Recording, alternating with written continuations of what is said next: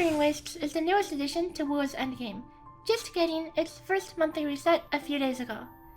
Now that we've seen a couple iterations of it, what do I think? Let's talk about the good, the bad, and potential improvements that Kuro could make to it. First off, let's talk about the positives. Because Whiwa plays very differently to TOA, it creates new metas, giving you reasons to build and try characters you might have not played otherwise. It also gives you the option to select your buffs. While the best buffs are typically tailored to the latest banner releases, much like how TOA's buffs work, there are a large variety of other options that dramatically change your playstyle, requiring you to be more reactive and build new rotations on the fly. Actually, I'm not sure if that last one is really a positive.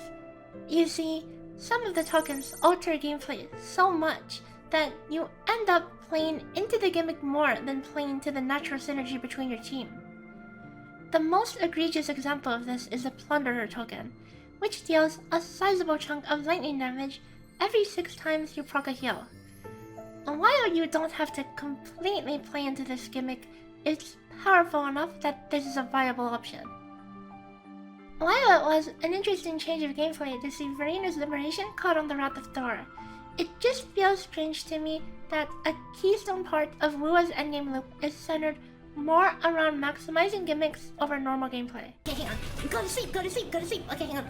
I'm taking it up, hang on, wait for it. What do you think? What do you think, guys? What do you think? The AFK, oh no, I woke up! You rude Lawrence! You rude Lawrence! Okay, I'm taking it out. Speaking of gameplay, let's talk about Whiwa's core gameplay itself. Battling constant waves of mobs. I think there are all sorts of problems with this. Let's break it down. The first problem is that Whiwa's targeting system, coupled with mob AI, is just downright frustrating. Being a mobile game, Whiwa is forced to have an auto-targeting system, which makes it impossible to have complete control of where you aim, as your attacks are always focused on a single mob at a time. This creates situations where mobs can be spread out in such a way where they should be both in the area of an attack, but instead are not due to targeting. You have to pick one or the other, or wait for them to move together, both of which feel very bad. And speaking of that, many of the mobs don't do what you would imagine an enemy mob to do, which would be walking up to you to attack you. They in fact do the opposite at times. Why are you running? Why are you running? All of this makes it feel like you're getting punished in a way that's out of your control. Like, if you mess up in Hologram or a TOA floor, you get smacked by the boss and get interrupted. You can amend your rotation and also learn from this and not get smacked by the boss next time. In Whiwa, if you fail to nuke a fresh wave, either by poor cooldown management or bad crit RNG, now all the mobs are running away and you're losing hair just praying that they could somehow group up again. While mobs tend to spread out over time, at least they spawn extremely close to each other at the start of the wave. This incentivizes you to prepare quick nukes of damage for freshly spawned waves, which brings me to the next issue, the jank with wave spawning. Sometimes, waves can take a second or two to spawn in and register you as in combat.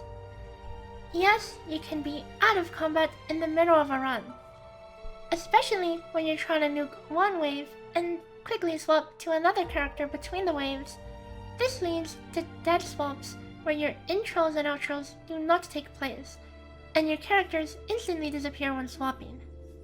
All Chun-Li players understand the pain of nuking a wave with your liberation, then casting your forte for the next wave while swapping out, except the next wave didn't actually put you in combat yet, causing your forte to just disappear. Oh, there's also the opposite end of the spectrum, where a combination of ping, PC specs, and good luck cause a wave to spawn immediately, allowing a singular nuke to double dip on multiple waves. This, on top of minor issues such as characters swapping in on top of small mobs and becoming airborne, lead to a clunky and inconsistent gaming experience. So what are some things that Carl could do to improve this experience? For one, keep us in combat at all times during the encounter. Going out of your way to wait seconds in between waves before swapping to make sure you're actually in combat is extremely clunky. I understand that the new wave spawning might have tech hurdles to overcome, but it'd be nice if there could be some normalization between the wave spawns.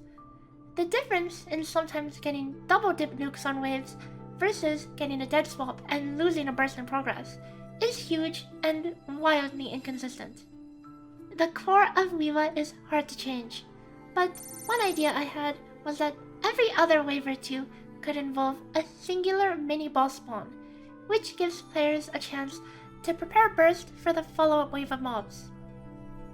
Finally, regarding tokens, I think some gimmicks are actually okay, as long as they amplify character strengths as opposed to outright defining them.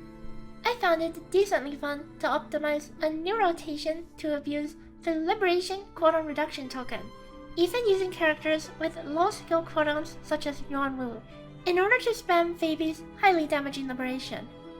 However, tokens such as Plunderer, while there are plenty of funny memes that arose from it, made me feel so detached from the characters I was playing.